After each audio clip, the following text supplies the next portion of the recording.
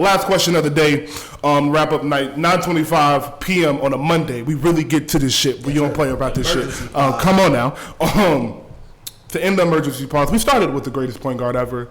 So I will ask, if Steph is the greatest point guard ever, why?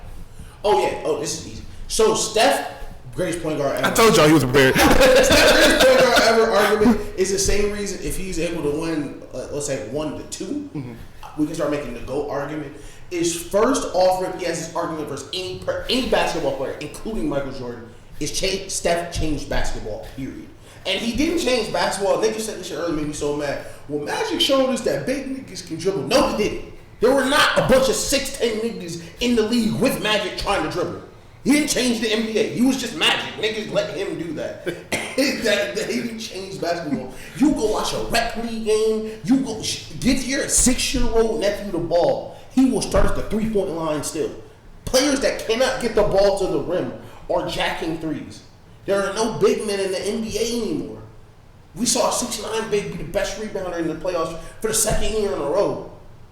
The entire landscape of basketball is different because of what Steph Curry has done.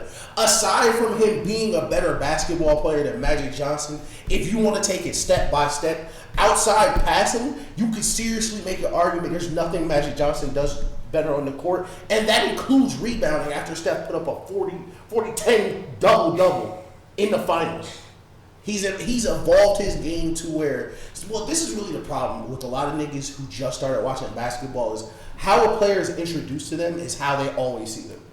The Steph Curry from 2016, that's 180 pounds, that can't rebound and can't defend, is not the person that you just saw send home the Kings and you just saw win the championship. The reason he can do this so effortlessly now is because not only is he a great defender, go ask Ja Morant who could not score him in 2-game winning situations, is that he's so much stronger. He's the best ball handler in the league, not named Kyrie Irving. So in situations where other people cannot create, because the defense is literally so good, he can still dribble wherever he wants, and there's no solution for it. We saw Magic Johnson, who has holes in his game, couldn't shoot for a very long time, could not play defense against smaller guards.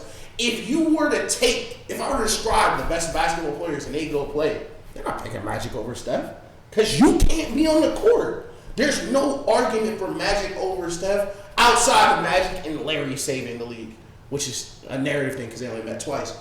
But every single box that Steph needs to check, he does. And I know it takes moments like this for niggas to understand, oh, this might be the best. But I'll close it with this. Steph is 35 right now.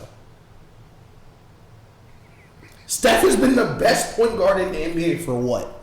At least 10 years. Well, it's 2023. I'll give him 9, nigga. I give 2015. This season will end 2014. He's easily been the best point guard since then.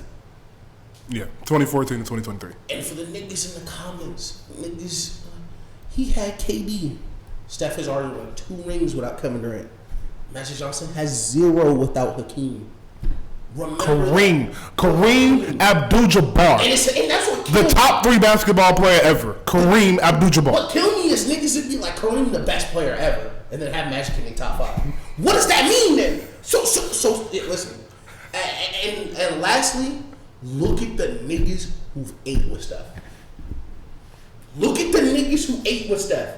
These are not players that could sustain careers literally anywhere else because the way Steph Curry plays basketball affords them these luxuries they would not have other places. Niggas like Draymond Green wouldn't succeed on another team. It's not because Draymond Green punches teammates. It's because what he does on offense, he could not do anywhere else because Steph Curry makes the entire game different. There is no Steph Curry defense. The Steph Curry defense used to be foul as much as you could. Kobe said make him shoot from his side and don't let him catch the ball. Now he's too strong, so you can't do that. He doesn't care if you make him shoot from the side, and he's never going to turn the ball over in the pick and roll anymore. Nope. There's no holes in his game. No. He was the unanimous MVP in 2016. Yes. And he's better now.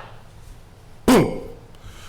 I would just piggyback up this. He has the highest wins total percentage in play, the highest percentage of playoff series wins. 85%. I said it earlier. 85%. He is 20.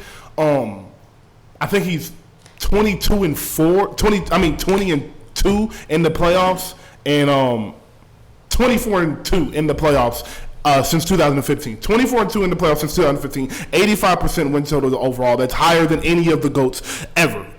Kind of by far, honestly. 2 MVPs, 4 championships, 1 finals MVP. I still can understand why you would have Magic as number 1 now. If he wins this championship, it's no argument, bro. It is Steph. I have Steph 1 now, but I understand why Magic has a lot of accolades. But like it said, bro, if y'all want to talk about basketball, Steph is the better basketball player, and it is just that simple. It's no disrespect to Magic. I know what Magic did for the NBA. Magic deserves a hand clap damn near every morning for what him and Larry did help with the NBA. They did help it. Besides just the fact that they played in the finals 2 times, Magic excitement that he brought to the game, the no-look passes, the fast break. That's the one thing he did introduce into basketball was the fast break. I learned that a couple years ago. I did not know that. But he did introduce the fast break. Basketball was super slow paced, and he made it fun, fast, and fascinating.